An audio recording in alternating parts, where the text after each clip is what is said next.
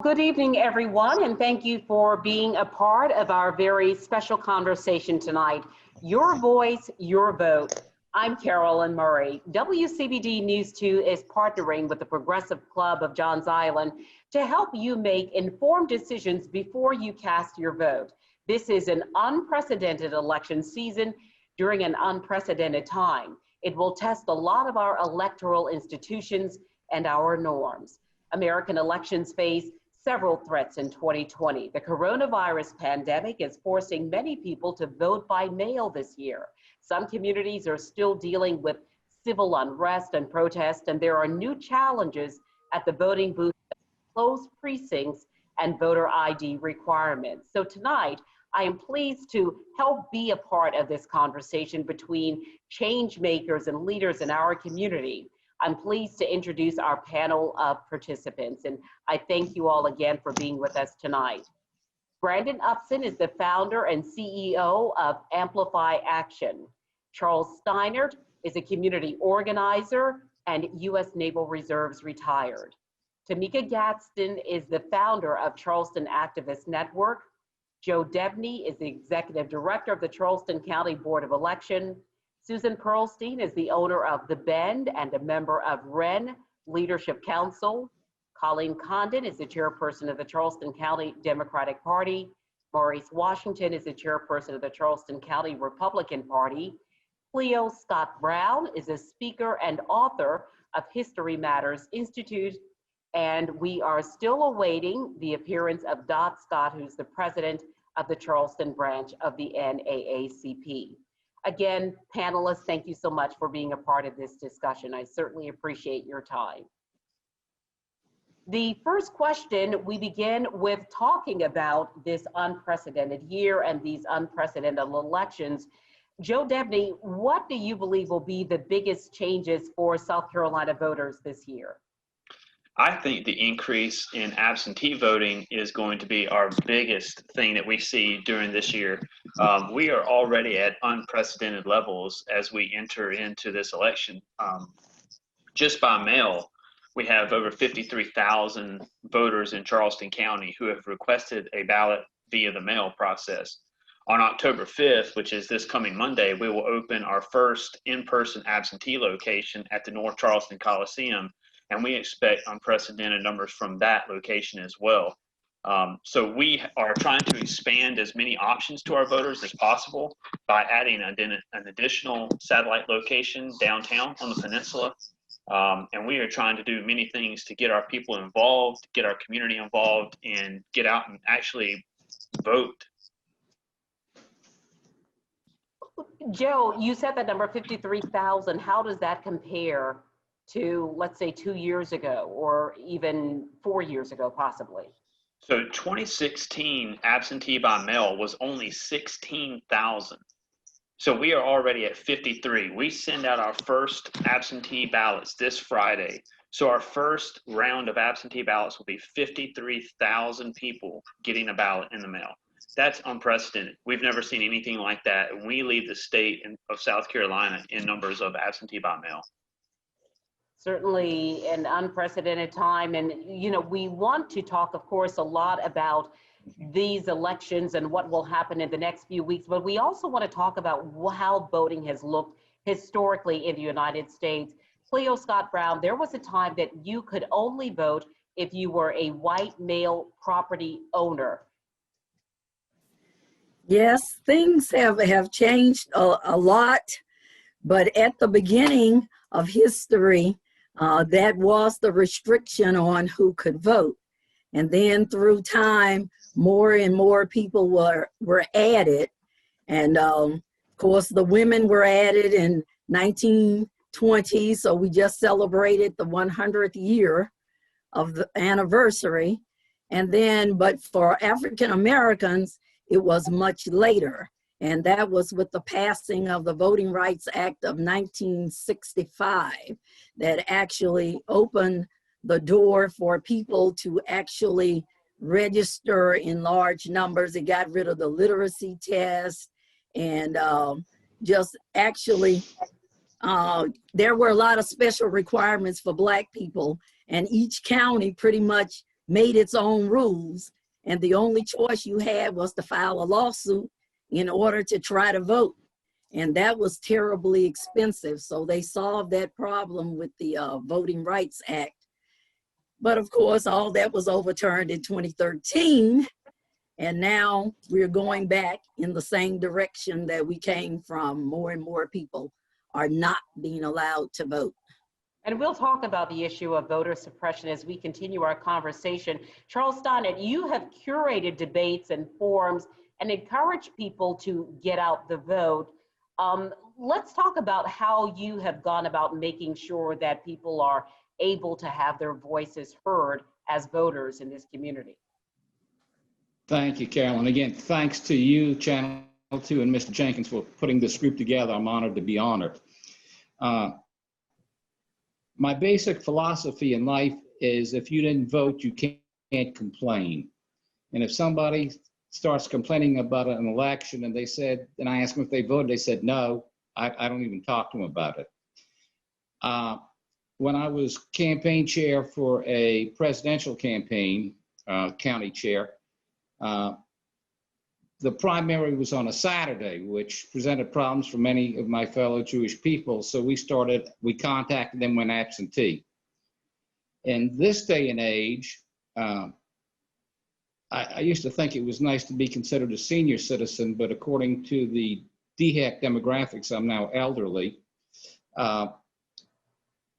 We have been voting absentee. This will be the second time we've done it. We've requested our ballots, and I'm sure we'll get them within a week. Instead of mailing them back, we will take them back and drop them in one of the boxes. I mean, it gives us an excuse to get out and actually do something, get out of the house. So we have done that. We've encouraged it. We've always talked about it. At one time in my life, I carried a stack of voter registration forms and gave them out to people. So you've always believed that it was important to do that? Absolutely, absolutely. I also encourage people, if they don't know what to do, if you go to scvotes.com, that's a wonderful website. That helped us out tremendously. That's how we filed. If there are people that have trouble getting access to computers, I would love to see somebody organize a group of young people. They could reach out on the phone, do the work, take it by having people sign it, and then let them mail it. But Charles, it's got I to would be correct done. you on one thing and tell you to recommend chsvotes.com instead, which is the Charleston office. I find the Charleston office provides a lot more information than the state website. Sorely lacking, in my opinion. I mean, online Well, thank you, Colleen. It is even online. Okay, and Colleen, could you repeat that site again, please? Sure, chsvotes.com. It's Joe Debney's website, and it is much more informative. He keeps Maurice and I very informed. We work together. We are all committed to fair elections and having the results turn out as they should. But scvotes.org is so horrible. What they call online registration for requesting an absentee ballot isn't even online. When you pull it up, you then have to hit print on a form and either scan it or picture and send it back. You can't even register online for an absentee ballot. Thank you for clearing that up. Colleen, I appreciate that. And while you are speaking, why don't you talk about some of the challenges that people have told you they are facing as potential voters for Democratic candidates this year? Sure. Over 700,000 people were purged from the polls in the last year or two, statewide, not by the Charleston office, but statewide, because they haven't voted in recent years. If someone votes, a question that I actually had for Joe, can you in fact lose the ability to vote if you haven't voted in a certain amount of time in South Carolina? So Colleen, tell me more about that. well, I would defer to Joe, but indeed you can be moved to an inactive list and have to reactivate yourself, which will make it more complicated for you to vote if you haven't done so. And I know Joe can elaborate more. That's right. And Cleo and I spoke at Royal Missionary Baptist Church several months ago, I think before COVID, actually. And this is one of the things that we spoke about specifically because in the past, what would happen is your registration would expire. But South Carolina, your registration stays permanent unless you pass away. So you are made inactive. So when they say purge the rolls, what that means is you're made as an inactive voter. You can still vote, but it does take a little while and a little bit of effort on your part to get reinstated as an active voter. So what we're doing is we're really trying to encourage people to not just wait right now. Even if you know you're registered, go ahead and just contact our office and check on your registration, and go to that website, and you can put your information in there, and you can go ahead and make sure that you're registered where you're supposed to be and that your address is up to date so that you won't have any issues when you vote either absentee or in person on election day. All right, Joe, thank you for that clarification. Maurice Washington, what are some of the biggest challenges facing Republicans in Charleston?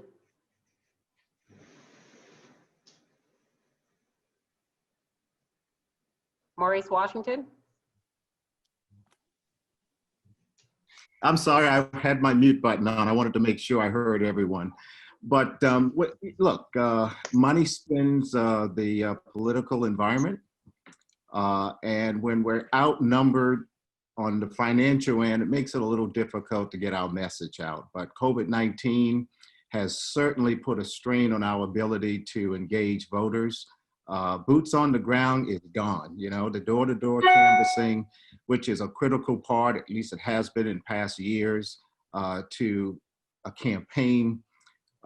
We just aren't able to do that today. So if you can't do that and you don't have the proper financial war chest, that's a double whammy. And so we have some challenges, but I think we're doing some other creative things to overcome those challenges. All right, everyone's having to be more creative right now. Brandon Upson is on the road right now, but Brandon, I'm wondering if you can tell us what people have told you about the reasons they don't vote. Yeah, and you know, at Amplify Action, we're a nonpartisan nonprofit organization that focuses on Black men specifically getting them registered to vote.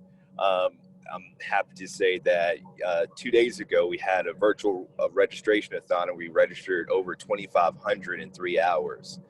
Now, one of the things that we find is that our demographic that we're targeting do not trust the system as a whole, right? They say it hasn't proven itself trustworthy.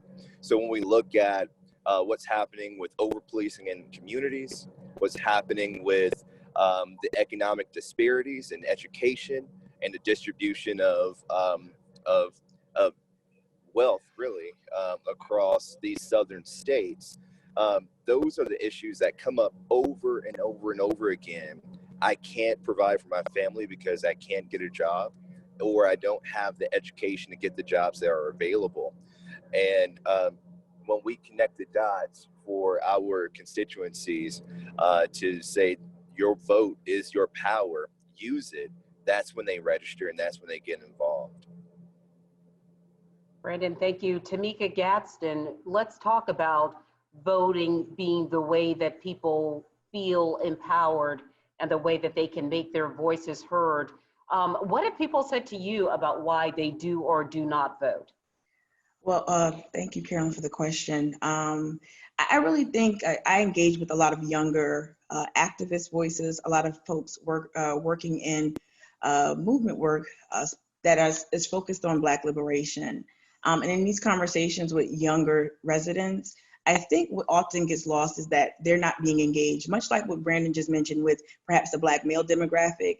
I believe that younger voters aren't prioritized. Oftentimes when they do make attempts to engage with the system, they're met with things like shame, scolding, as opposed to just listening to what they have to say and listening to what their interests are. I think if we engage younger voters more sincerely, I think we can do a lot better with reaching them. And it's not as simple as hopping on apps and trying to meet them where they are. It's really about a thoughtful approach to that. And I think right now, especially following the uprisings that we saw take place in May, you know, the younger voters, the younger potential voters too. They were speaking very loudly to us. They were sending a very clear message, and their value systems, what they value, what they prioritize. You know, when it comes to reassessing our relationship with law enforcement, when it comes to you know, equal rights and access to everyday things and economic upward mobility for Black citizens here. I think we're not listening to the younger voters here, and we have to be able to be nimble enough to adapt our messaging to meet them where they are. We have the chairpersons of the Charleston as well as Charleston Republican Party as well as the Charleston Democratic Party. Colleen and Maurice, describe what your organizations are doing to reach out to the demographic Tamika's describing. Well, the center, we believe, will determine outcomes this November. I always encourage my candidates, our candidates, to engage everyone, Democrats, Republicans, independent, Black, white, poor, rich. It doesn't matter. Every neighborhood should be touched by elected officials. How you campaign determines really, and it says how you will govern if elected. So if you run ignoring the Black vote, you're going to govern ignoring the Black people. So we encourage engagement early in the process. We cannot do the door-to-door, as I said earlier, or house or host community activities. So we're mailing pieces in, we're communicating via social media. It's not nearly enough. We can certainly do a lot more. I think Mika was spot on. That's a demographic. It's a very important demographic, and neither party can afford to ignore it. And I don't believe Carleen and her team are doing so. We're certainly not doing so. Well, and I got to tell you, I think the biggest impact on young Black men would be Donald J. Trump.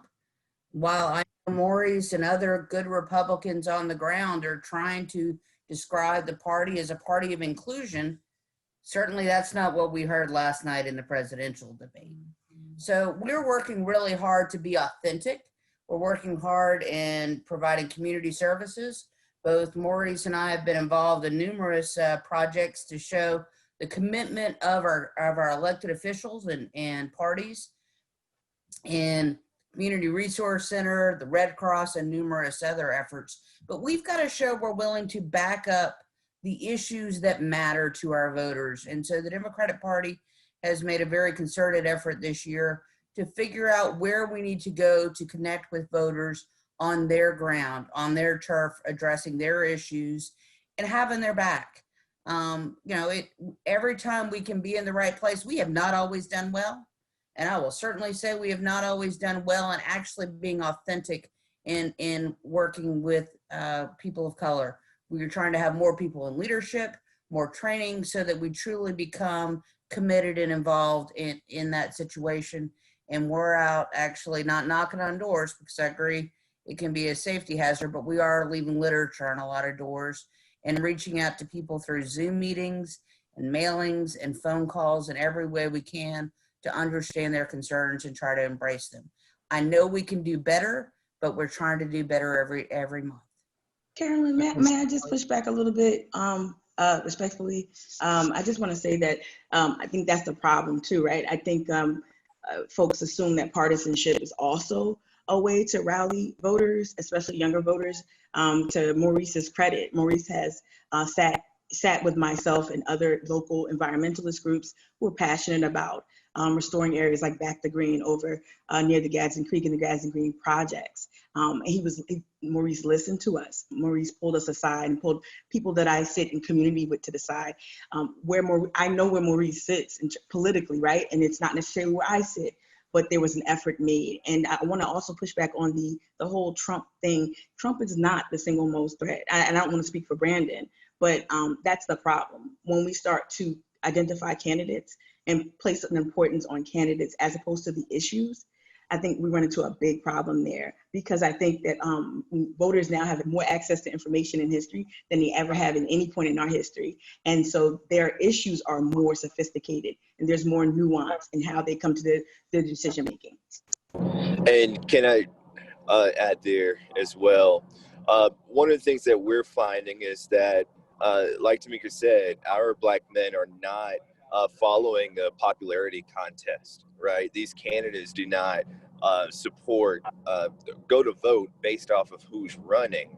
But I will say that last night's unpresidential debate took back the work that we've been working on to get people to trust the system and even believe that their vote matters. You know, this today, all day, and last night, we were, my co-founder and I were getting emails and text messages from our volunteers and the guys that we've been working with, asking us if their vote will matter this year. Will Donald Trump be able to cheat his way back into the White House no matter what the popular vote or the Electoral College determines? You know, that came up from last night.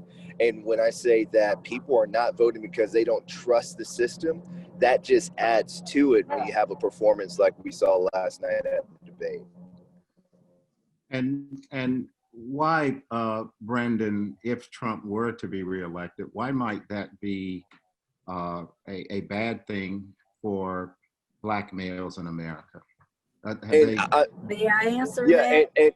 And once again, I'm not saying that it would be a bad thing, because we are a nonpartisan organization. We're not taking sides on this, but I'm saying the performance last night made people question whether or not their votes would be counted, and whether he would be able to overrule the will of the people and stay in the White House even if he was voted out of office.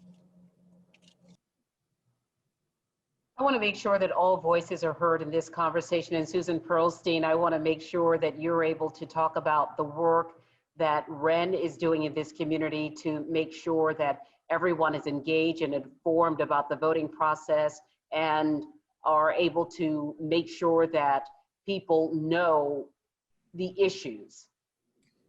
Thank you, Carolyn, and thank you everybody else for allowing me to be part of this panel. For those who don't know, Ren is the Women's Empowerment Network, and we work very diligently and have put together a statewide coalition of amazing leaders that are reaching out, especially, I think, Mika, to younger voters, to engage them.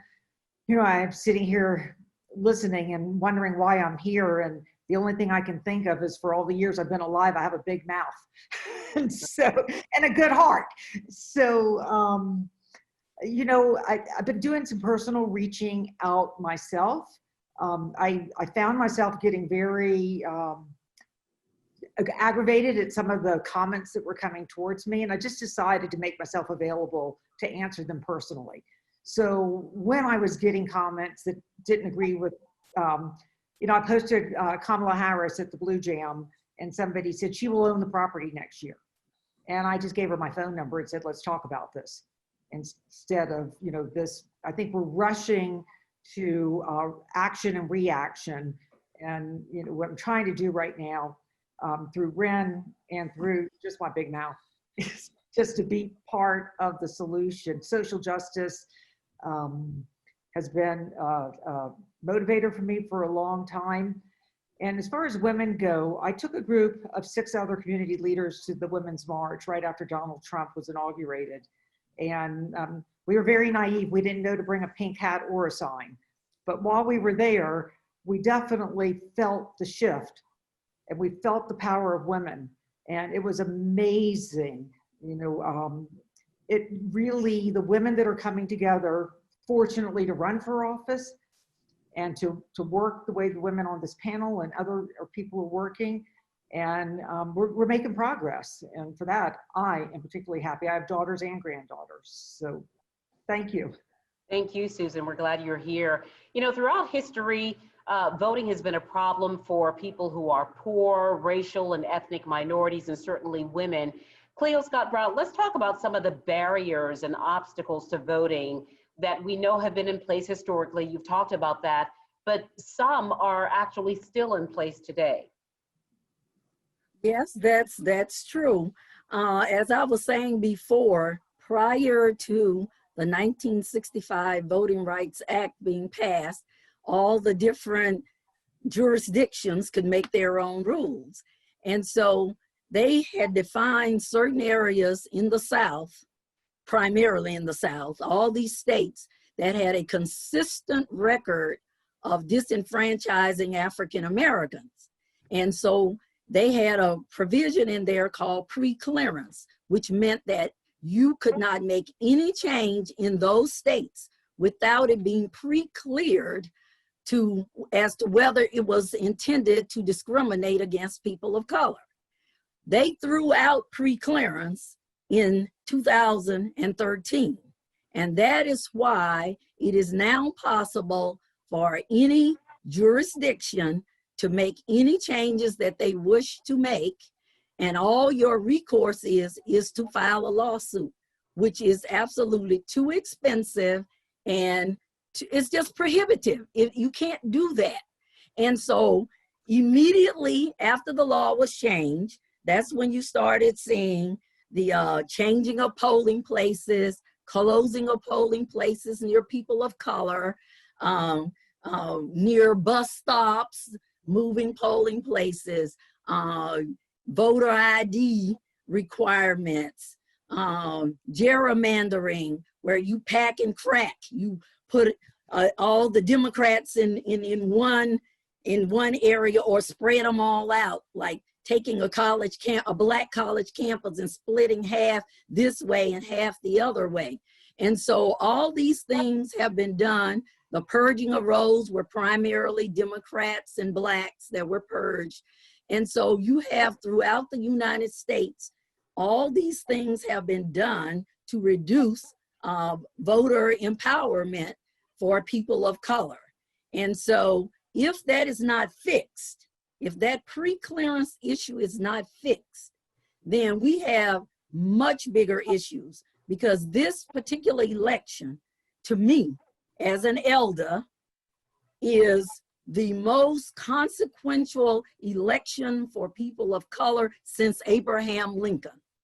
And we will not be able to fix what happens after this election, because the same organization that gutted the Voting Rights Act, their sole mission is the elimination of all legal protections for people of color or other ethnicities. And they are the same group behind the Harvard lawsuit.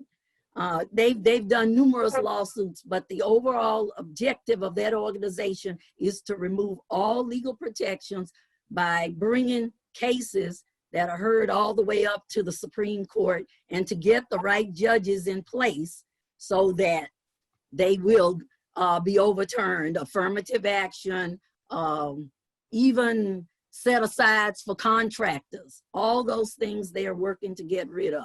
So this is a really, really critical election.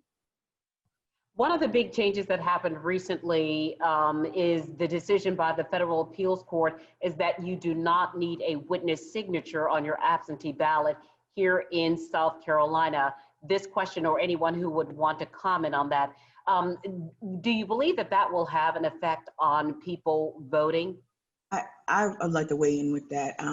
I think the more restrictions removed, the better. I think especially knowing that COVID-19 has disproportionately impacted African Americans, Black people, of course, people of color, immigrant communities, and these are the most vulnerable communities. So removing that requirement for those who may be sheltering in place by themselves is critical. And I also want to just add on additional thoughts on the entire voter suppression conversation.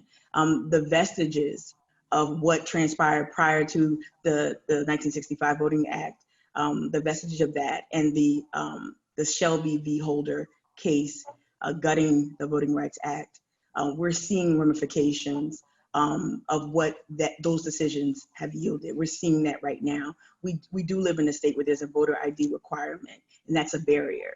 we also live in a state too where we see the closings of DMVs and other areas. You know, I'm the daughter of Jim Crow refugees. So my father and my mother were both born at a time where they would not have had access to voting.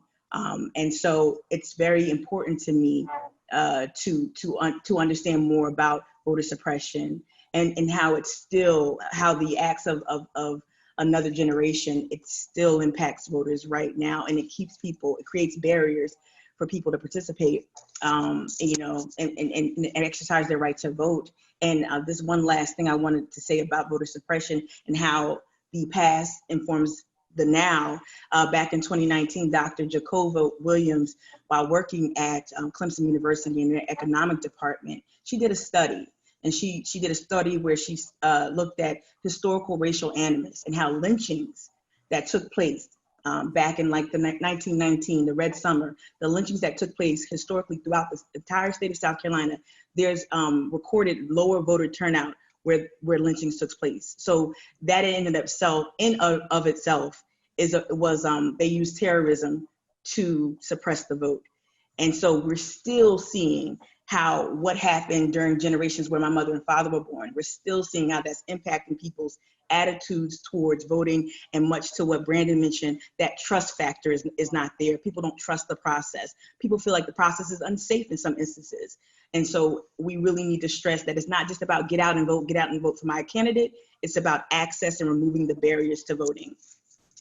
And I wish I felt confident, Carolyn, if I may, I wish I felt confident that witness signatures weren't going to be required. But the judge ruled last Friday, and then the state Republican Party and the state election commission challenged it. And that got overturned earlier this week. And then the Fourth Circuit now has decided witnesses' signatures aren't needed. But I don't know if it's already been appealed this afternoon to the U.S. Supreme Court. So it could change again. And it's a classic sign of making voting more difficult than it should be. Go right ahead, Carolyn, please. Yeah. Early on in the process, Colleen and I, we sat down and we talked about partnership and working together. We knew that ahead of us were very important elections, and there would be body blows exchanged throughout the process. But we appeal to our common interests of community, love of people. And we agreed that when possible, we will work as partners on important projects. We did recently a community unity blood drive together, which according to the American Red Cross, saved 75 local lives. We have agreed to do another on October 19th of tomorrow month. We talked about what we can do to encourage our lawmakers to approve a seamless process for voter participation in November 3rd elections. We've met with Joe Debney to further push that. We have gotten incredible cooperation from the voter registration office, and we will continue to press the issue of broad voter participation and make the process as seamless as possible for all voters, regardless of neighborhoods that they come from or race, creed, or color. So I'm glad of the way we try to work together. We're very civil about this, and I anticipate that we will continue to do so pressing forward. The president has actually. Hey, Carol, if I can add. Yes.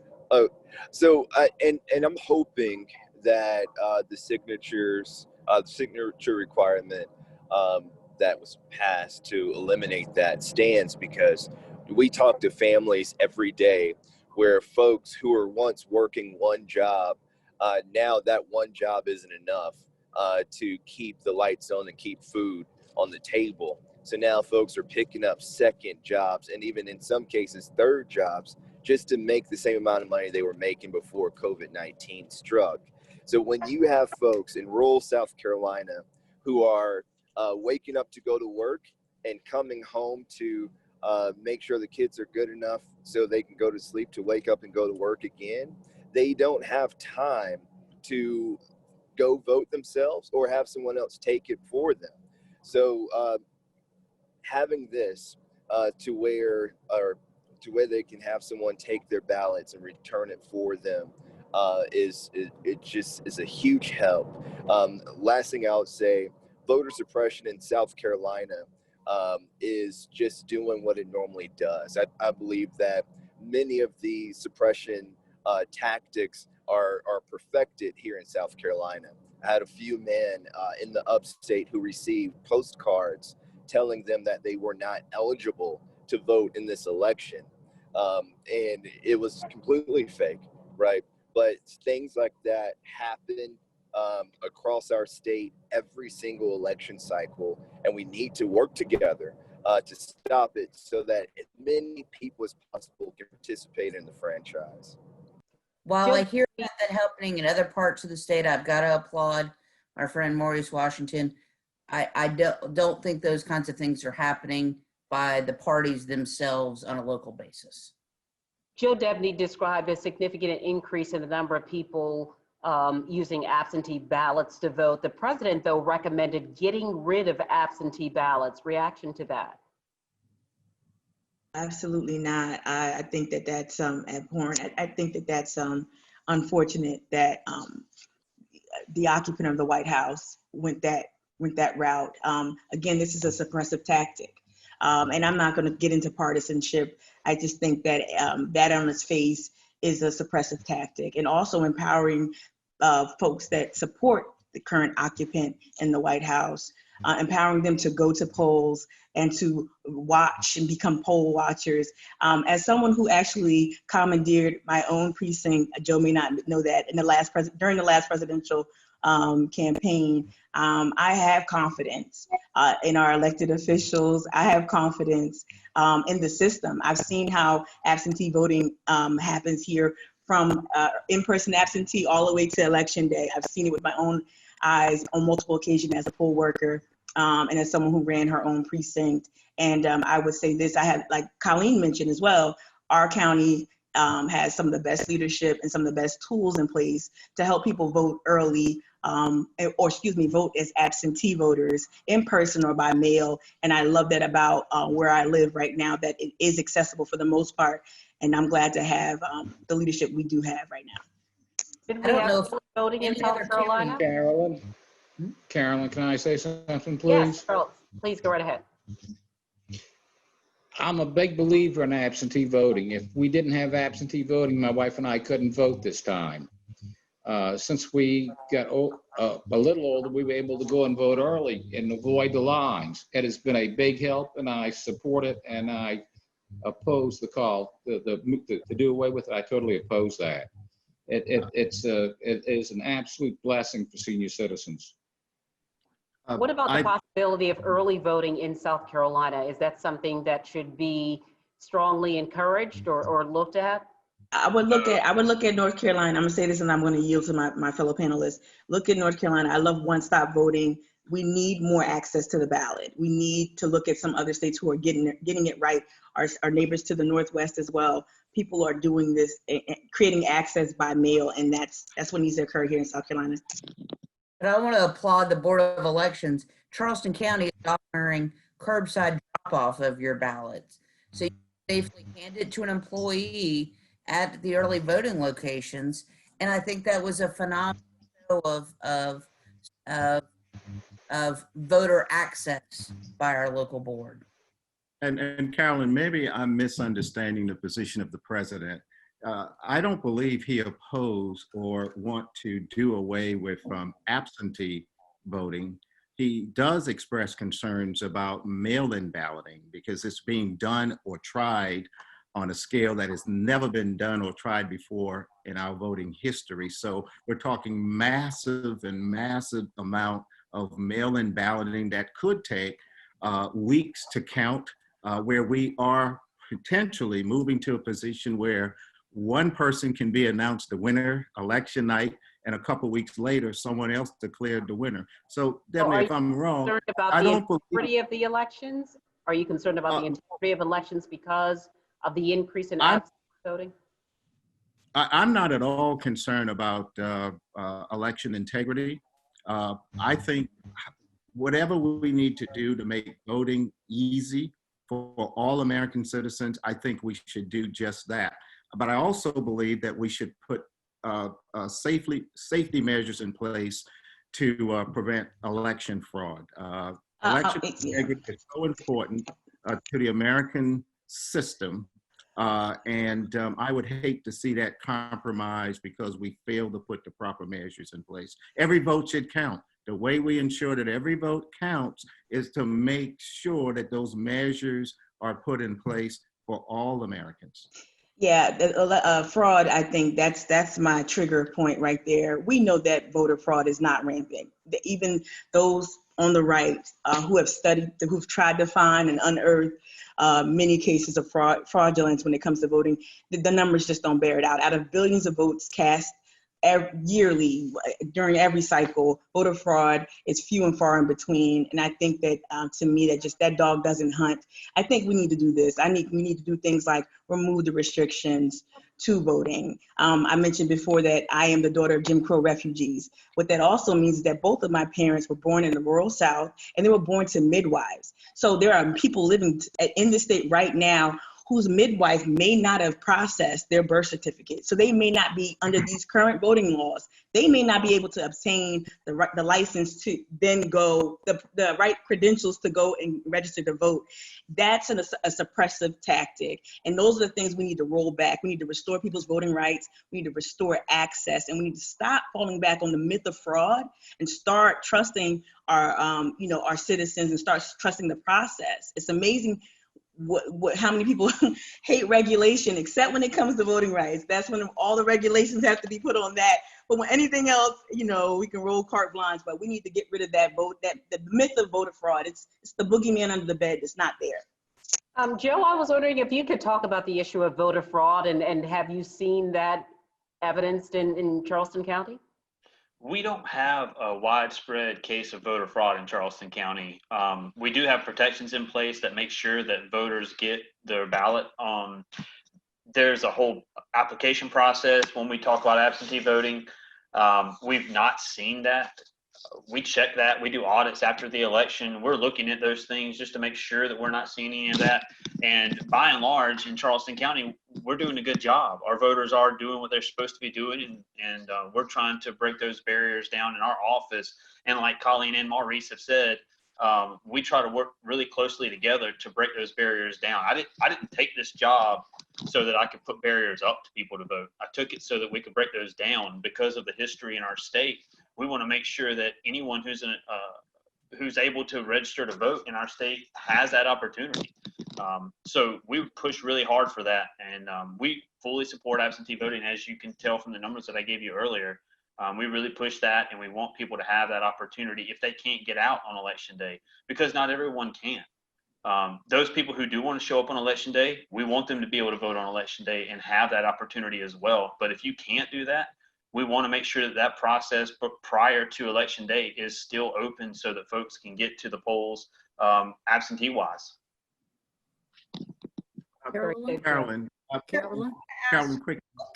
Just recently, Colleen Condon and I, we agreed, and Joe Debney certainly worked with us in this regard, but to make registering to vote as easy as possible, we each gave $1,000 to the city paper to actually put a voter registration form and card in the city paper for the next, leading up to the deadline date in which they can and could register. And so this is a part of our team effort, partnerships, to make having access to registering to vote possible for folks who may not otherwise go in or go online to do so.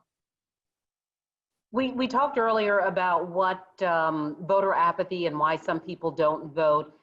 Is there any concern about what people see in some of the ads on TV, that some of the discord between candidates, and because of the tenor of the ads, that's why some people don't vote, because they simply don't want to be a part of some of that? I'd like to speak on that.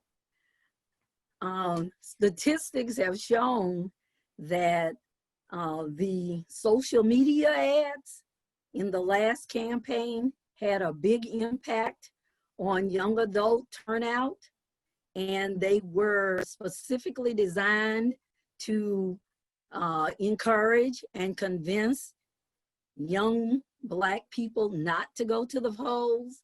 And there were many actual social media pages that people didn't even realize were actually created by Russians in the, this was from the Senate Intelligence Report. Black Levis, what was some of the others?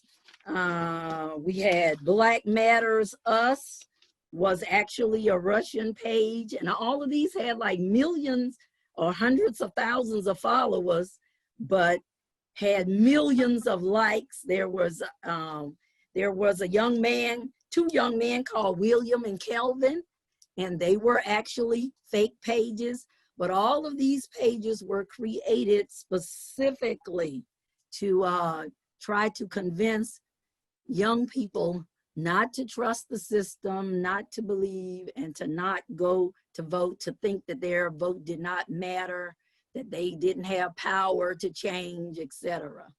And I think that was a really big thing. And then the other problem is money, big money. And so instead of the candidates running ads for themselves, you have these other entities coming in, and they are paying for these ads that may go just everywhere. So I think those are the two big issues: big money from Citizens United and social media targeting. I think the targeting too is not exclusive to young people. There are many adults on Facebook specifically, because I think Facebook has been the leader, and we're the leader in providing disinformation and misinformation, and that demographic skews a little older. So there is a lot of disinformation. I'm going to say this, that I'm not a young person. I know a lot of people like to group me into that category. I'm not a young person per se, but I do work in younger communities, and I will say that there are communal spaces. There are enclaves. There's a culture there that you just can't hack, and I think that it transcends the information, the deep fakes, and all the other things that we might see on Twitter and Facebook, especially. I think there's a way to combat that, and that's making connections with younger voters in certain ways, but it definitely is not exclusive to younger voters by no means. We all have an auntie on Facebook that gets a little confused by some fake information out there, including this auntie right here. So that can happen, more often than we think, to older voters. I would say there's tremendous excitement about Jamie Harrison. I mean, I find so many people are really just very engaged with his story, his personality. And I mean, it is driving so much attention and discussion that it's really going to have an impact in the next month of voting. Well, we don't want to focus on particular candidates at this time. We do want to talk about overall elections and what is driving people to get out the vote, driving people to fill out those absentee ballots, or driving people to be in their precincts on November 3rd. Do you think that the national election is one that's driving people to the polls? I think it's the uprising. I think it's what we just saw. I think people really are actively trying to diminish what happened in May across the world. Like I said before, people are now galvanized. They're invigorated, especially younger voters who had just become fully enfranchised, meaning that they're now eligible, and we'll see that number go up in the next election cycle as well. But I think what we saw happen nationally, people saw themselves being heard for the first time, and they found their political voices. They were politicized by injustice that we saw on our phone screens and on television. And I think it was a rallying cry for a lot of folks. I don't think it's what we saw last night, much to like the other panelists mentioned. What we saw last night really wasn't democracy at its finest. It was an exercise in futility, and it was chaotic and disheartening, especially the behavior of the occupant of the White House. But I will say that what really inspires people, especially the progressive young voices that I'm in community with, is what happened in May, and they want to have their voices heard. Joe, are you noticing a change in the demographics in terms of who's registering to vote and who's actually turning out to vote? So that's what I was just trying to look up. I have another screen here where I'm looking at the registration statistics. I would have to go back and actually look at previous election cycles and see how that's looking. But what we have seen in Charleston County, and what we have been trying to do since I've been director here since 2011, is increase that voter registration total every year.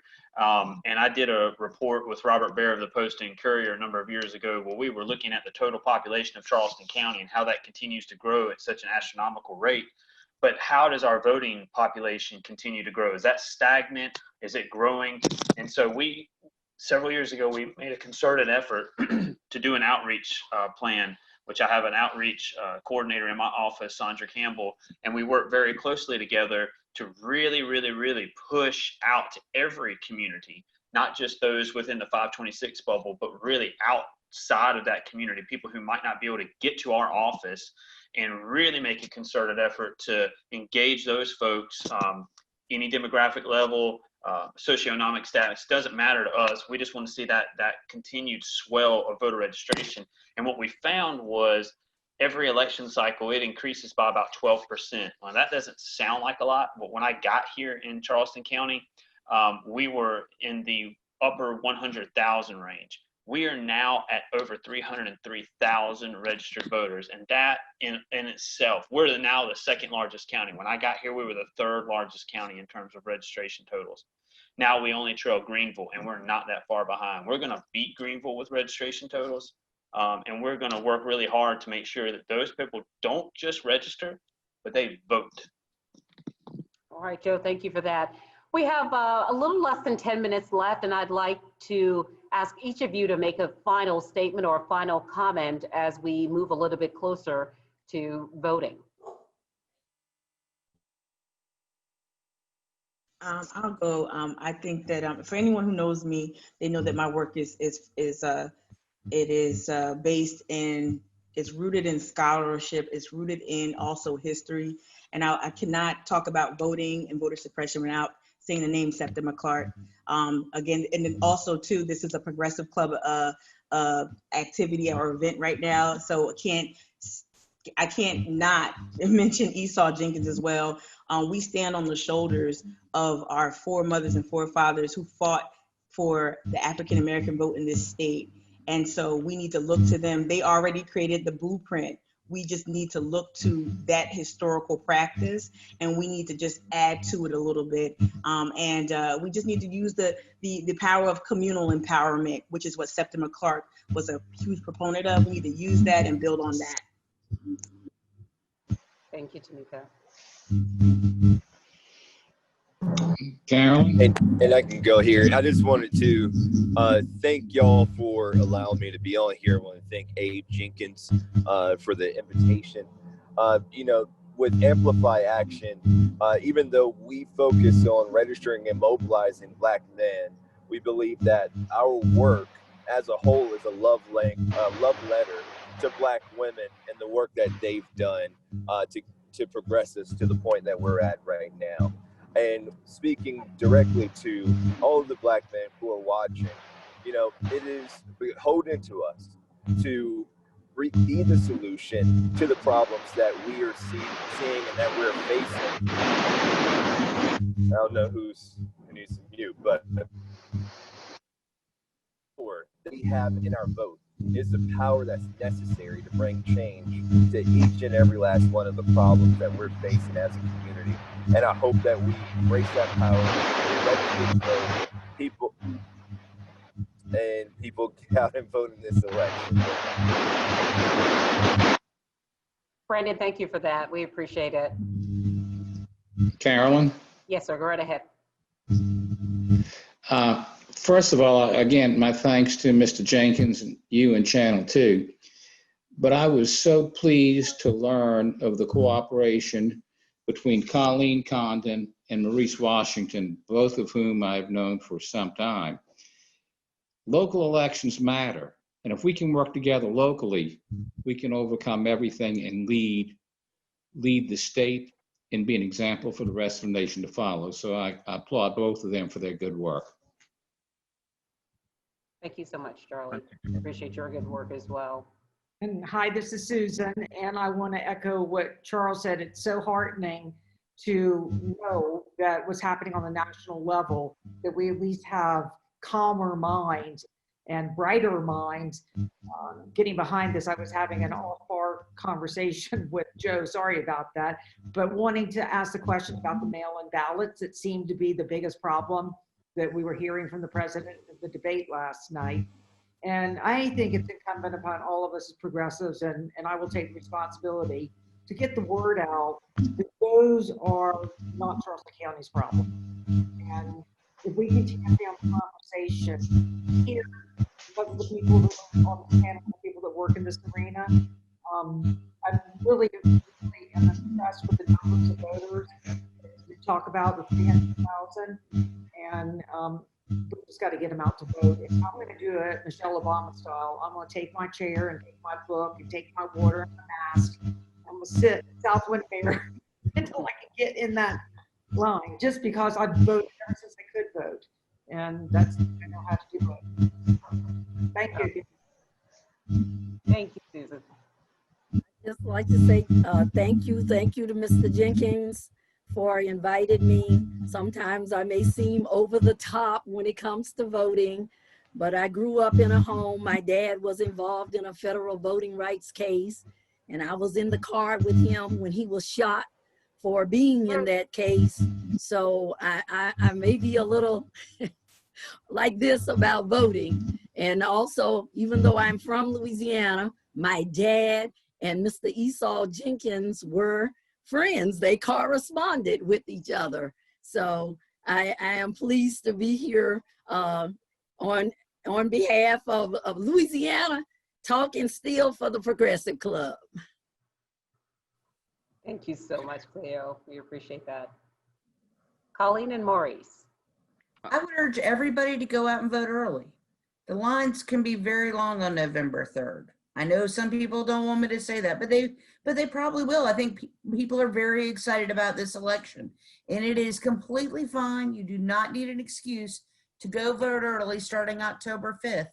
And so those sites are up on charlestonvotes.com as well as many other sources. And I hope everybody gets an opportunity to vote. And Maurice and I are going to shake hands on Friday after the election, regardless of how these elections turn out, because we are going to work hard to make sure everybody gets the right to vote, and we're going to stay respectful, even though we're both competitive people. Correct. So look, I want to also thank Abe and you, Carolyn, WCBD News 2, for pulling this together. I think we need to do more of this. Colleen and I, we try to communicate a few times a month. You know, we're competitive. We both want to win. But as I told the Post and Courier earlier today, the Democrats have some very, very fine candidates. But we do too. The Republican Party does as well. The real winner come November 3rd will be the citizens of Charleston County, because I don't think they can lose based on the quality of the candidates that both parties have pulled in and offered. So we just need to keep the conversation going, having real talk with one another. I've thoroughly enjoyed this. I've learned some things about some people I've never met before. And I hope you guys would do this again sometime soon. We appreciate that. Thank you very much. We appreciate your leadership. And a final word from Joe Debney. Joe, I know you are still there, and if you could give us some additional dates and some other things for people to think about as they either sign their ballots or prepare to be in their precincts November 3rd. So some important dates is Friday is the last day to register to vote in person in county offices. So you need to make sure that you get into county offices by 5 p.m.